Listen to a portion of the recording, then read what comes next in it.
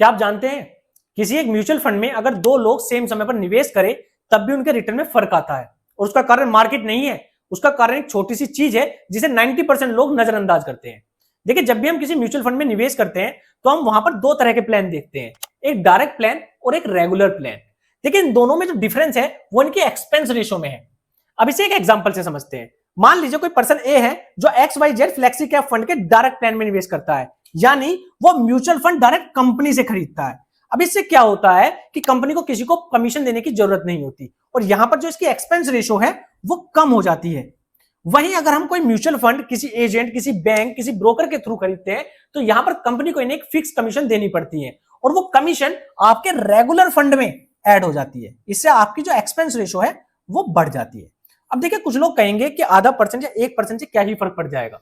देखिए, जब भी हम लॉन्ग टर्म के लिए इन्वेस्टमेंट करते हैं तो ये फंड बढ़कर लाखों तक पहुंच जाता है। तो अगर हम रिटर्न की बात करें तो डायरेक्ट प्लान में हमें जो रिटर्न मिलता है वो ज्यादा होता है कंपैरिजन टू रेगुलर प्लान। अब हमारे लिए क्या बेस्ट है?